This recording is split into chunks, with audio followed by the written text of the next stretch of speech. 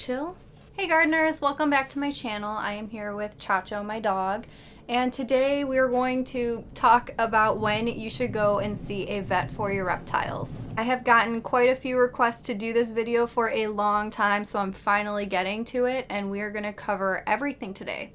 So basically there are three main times that you should see a vet for your reptiles, and the first one is for checkups, and the second reason is if your animal is sick, and the third reason is if your animal is injured. And I'm going to go through a little bit more in depth for all three of these and talk about ways that you can see if your animal is sick or injured, and just a little bit more about why you should see the vet and how you can tell when you need to see the vet. Chacho is being so calm today. I'm so proud of you. He just had a bath, so he's all like spunky too, but he just wants to cuddle now and warm up and basically just get me all wet. So I guess he's going to be joining us for this entire video. So the very first reason that you should bring your reptile to see a vet is for a checkup. So it's kind of interesting with reptiles. It seems as though people bring their dogs and cats to vets all of the time, but they don't do that with reptiles. People also keep dogs and cats in fewer numbers than they do with reptiles, and reptiles are way more expensive when you go to a vet because you have to see an exotic vet.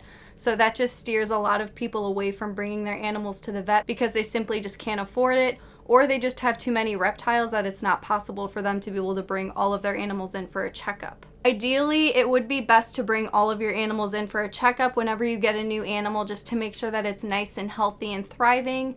But that's not always going to be the case for every single reptile that you keep, especially when it comes to the majority of reptile keepers. One of the main times that I think you really should bring your animal in for a vet checkup is if you get a wild caught animal, because a lot of the times those animals may have mites or internal parasites or be very sick with something else, and you need to get that checked out immediately with a vet. So aside from checkups, you're obviously going to have to bring your animal to the vet if it's sick. So there are many different ways to tell if your animal is sick or not. A lot of people that are new to keeping reptiles may not know some of the symptoms for reptiles being sick, because it can be kind of hard to actually notice with reptiles. You really need to be paying attention to their behaviors. Some of the physical symptoms that you can see with the naked eye that indicate that they're sick are that they may have pus coming out of their nostrils, eyes, mouth, or even butt. If they have any moisture like bubbles or pus or anything like that coming out of any of their major holes,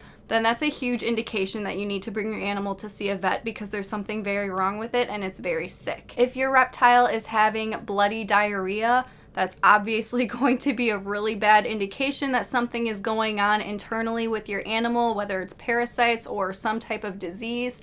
So you absolutely need to take your animal in to see a vet if you're having bloody diarrhea come from your animal. So behavioral changes are very important to keep in mind when you're watching your reptiles to see if they're sick or not, because as I mentioned earlier, it can be kind of difficult to see with the physical eye if your animal is sick or not, because a lot of the times it's internal and they don't really show it.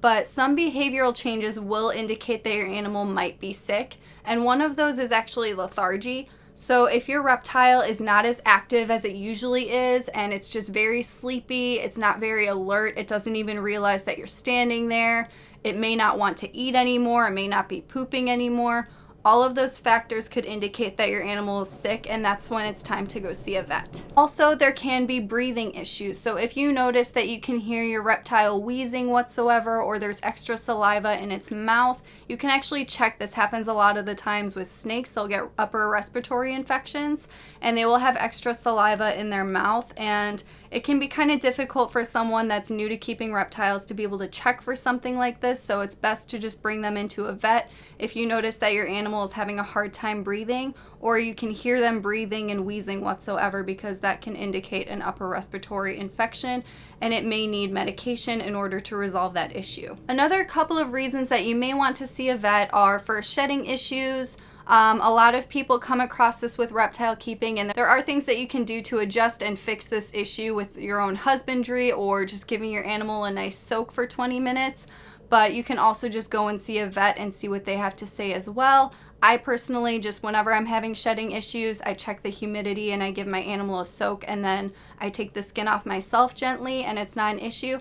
But again, if that's not something you're comfortable with and you want to make sure you're not hurting your animal, it all depends on how much knowledge and experience you guys have as well. And sometimes it might be best just to have a vet do it at that point if you're not comfortable and you don't want to hurt your animal. One other time it's very important to make sure that you bring your animal to the vet is if it's losing weight. So a lot of animals may go off of feeding for whatever reason it may be, and it's time to go to the vet immediately when you notice that your animal has lost weight, especially for ball pythons because they're known to go off of feeding. However, it can be normal and they'll be totally fine, but when they start to lose weight, that's when there's a cause for concern, and that's when you should absolutely bring your animal to the vet. Another reason people should see a vet is if they have mites. Again, this is another thing where if you have experience and knowledge, you could deal with this problem on your own. I actually made a video on how to deal with this issue, and I will leave the link in my description. But if it's something that you just want to be safe and go see a vet, then you should absolutely go see a vet for this issue as well, because it is a health concern. Chacho, are you just watching the train?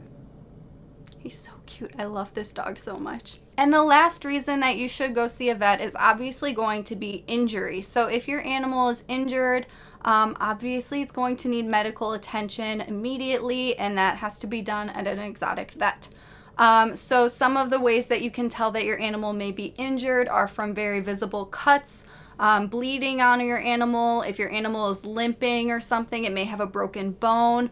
All of these things just need medical attention immediately. Another thing to look out for injury-wise are if there are any lumps or bumps or any abnormalities on your animal, color changes within their scales.